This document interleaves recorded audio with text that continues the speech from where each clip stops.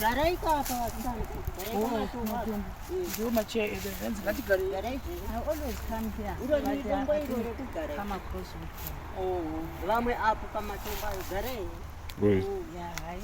Kala. Ndikutoda zvakutogara. Unoda kugara. Ipa Tende zviya kuti ngaite sei? Hapana zvimiti yake nansi. Pamba. Meti. Yakaora. Ora iti. Saka nyana maini namuna mune bakasvagwa mungori wanimba menyu. Aiwa takawanda vamwe vacho vakatisiya. Vakashaika. Nevabereki vanga vari kuchivhukoko. Basi andakanga ngochindirangaridza indati ndonzishero mati munzani zviya. Ndibatei. Pasirani. Asibi pamone baba. Etudani indonzi shero nchagwiza. Ndonzi Gertrude Mandishaika. Gertrude Mandishaika. Sister Gertie. Chika. Unofara zvekutamba mberi? Zvishoma asi unofara kutamba kuti chichimbotamba. Dzekuchechi Ndimba ipostore kwangu. Mutongo chimboda chiti ichiita itinzwe mune mimba dzekuti kudii? Ndichazobimbira imwe musina asi aiwa handisi kukwanisa kuimba. Iwe vakaribata neruoko runezimba vakaribata neruoko runezimba vakaribata neruoko imune muchingo muchiuchira ndichimba handiti iye vakaribata neruoko runezimba vakaribata uchire Gogo chiuchira ai support unity vakaribata neruoko runezimba vakaribata neruoko runezimba vakaribata neruoko runezimba vakaribata neruoko vakatibata netimune muchiti vakatibata neruoko runezimba handiti kudavira mamuda kuimba kuti watine chita akatibata neruoko runesimba ndiani imi zvematitambira izvi rwiyo rwokurumbidza imini zvose naMwari musiki wedenga ngapani sisi getu vakatibata neruoko runezimba vakatibata neruoko runezimba sisi getu vakatibata neruoko runezimba vakatibata neruoko runezimba vakatibata neruoko runezimba vakatibata vakatibata neruoko runezimba unozimuka muchizunguruka vakaribata neruoko runezimba mozodei ende zvakaoma ndazotambirwa nhasi matambiro visitors tokupame patenda aiwa ndatenda tsvagai mango dzakaibvapo titsvake mango dzichilere sisi ketu ndakutibata neruoko runezimba vakatibata neruoko runezimba vakatibata neruoko runezimba chipeki vakatibata neruoko runezimba vakatibata neruoko runezimba getu ndakutibata neruoko runezimba vakatibata neruoko runezimba vakatibata neruoko runezimba chichi vakatibata neruoko runezimba hika chika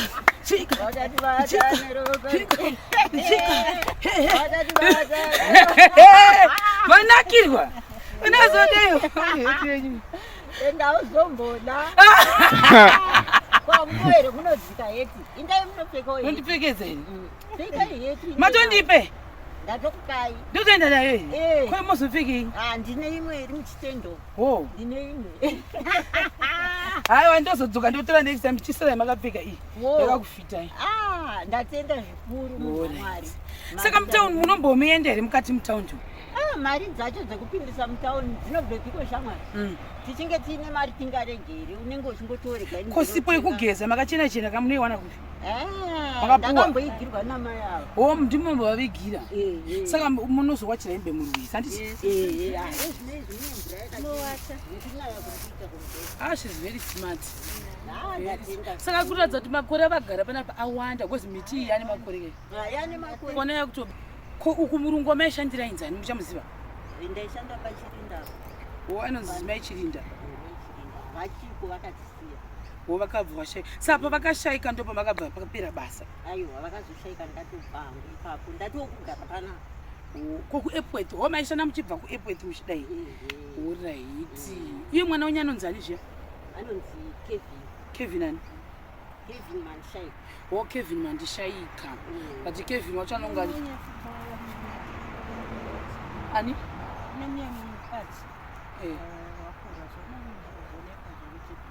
Alright. Gogo vanovabatsiravo. Alright. Munoziva kuti Gogo anonzi Gogo ani? Vaya mai Mahamad. Mai Mahamad. Uye amai enyu vanongokubatsira ivo. Zvakanaka.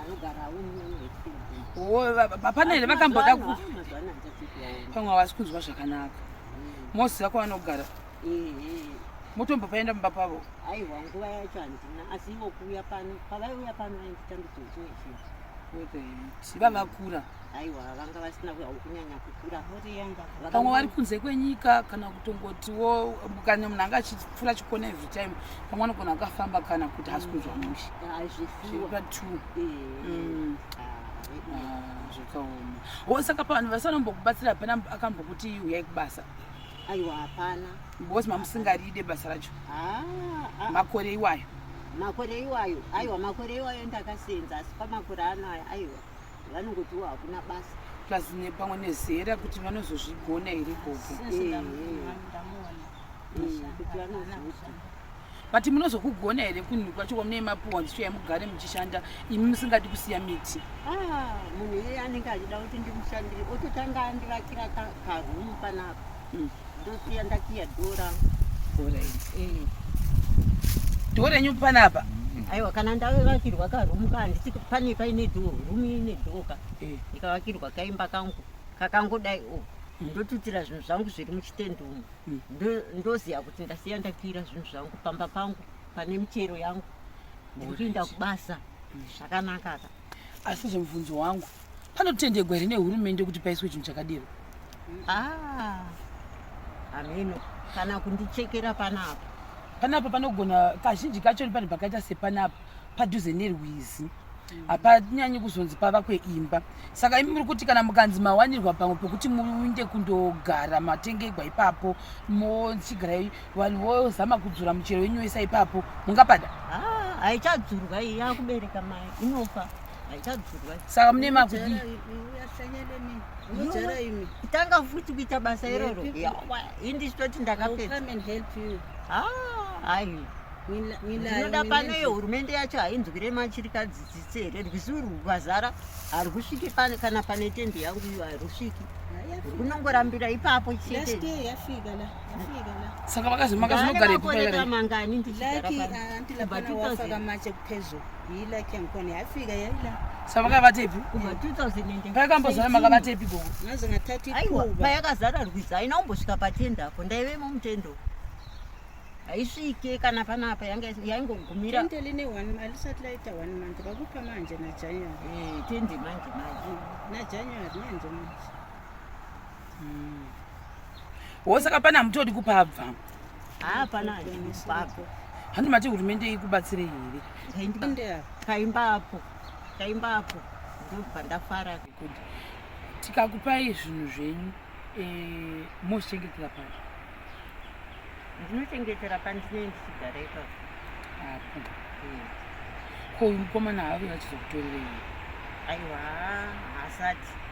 Ameno kana ndazowano pandaimbokuwa ndichiwana zvakawanda aiwo kana unobikira kumba kwake. Kwaanogarwa kusango kwake ikoko? Ameno anogarwa muNetflix anogarwa kwake. Saka vinhu zvamati hamunawo ufu zvichaitwa sei mangwana muchadini? Kwasara unoshova mugaba. Isusu Gogo tavaona ndofunga maona pastendi pavo ari kurima pandemumwe munhu hamusima nditi Alright. Maonawo pavari kugara uyezve kuti munhu uri smart uri varatidza kuti vatoo nemakore vachigara kunoku. Matauriro avo ndofunga munhu wese mamanzwawo kuti akamira sei, ende also kuti help yatingakwanisa kuvabatsira nayo semhuri yeZimbabwe yakamira sei. Tichitenda gogo vangu ava vakaita gore vachinditsvaga kuti uya umboonawo gogo vari muno muHatfields. Ndoda kutendawo zvakare vamwe vanombopota vachivasiyirawo chikafu pavanenge vachidarikawo nedzimota dzavo mumarodhi. Ndosaka ndati manzwawo matauriro avari kuita kuti munhu wekuti nyange pamwe dzimwe nguva muda kuti muvabvise pano pavo havasi kuda. Saka even nyange mukavabvisa vanogona kungofuma vari pano zvakare. Hamozviona? Saka kana pane vamwe vanokwanisa kuti vangotiwo chikafu hufu uye hufu ndofunga sadza nemafuta ekubikisa pamwe nemafuta ekuzora nematemba avo zviri kutende ukoko ndo zvimwe chikafu chavasara nacho chishoma. Vakasununguka ndo vanokwanisa kundibata then tovavigirawo gurusari ravo. Chitenda gogo chitaura chinzwa. Mina ngingajabula kakhulu uma lingamnceda umntanami lo. Uthi gogo aphinda athi mama.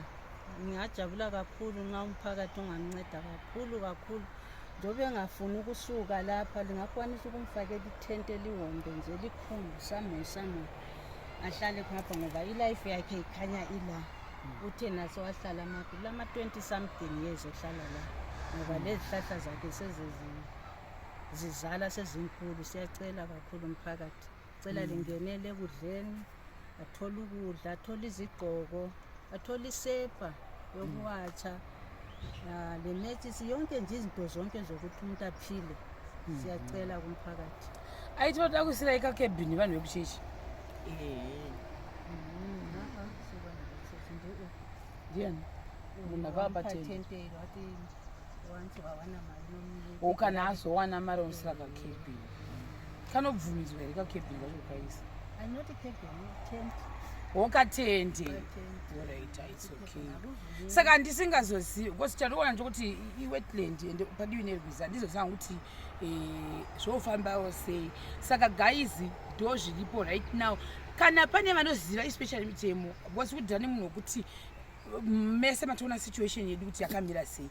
Handizozivi kuti rubatsiro rumwe rwatingakwanisa kupa narwo kuna gogo nderwei. For the meantime indi kuti chikafu vanatsozva madepartment mochitaurira kuti pangabatsirikana nei kuti gogo avo vanga vachiwana kasheuta kavo kavari kuda kachoni ikako. Kuti kebhini inotendekwa here kuti inge ichiswa padivi negwizi kana kuti kwete. Hamozviona?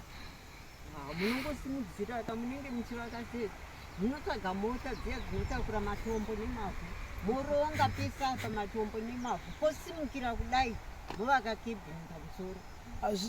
Ilendi yegovernment hazvina mhosva kaizvozvo handisi ndinenda bvumirwa here kuti ndisirikadzi yeri kutambudzika here munongotisabatsira kamai vedu.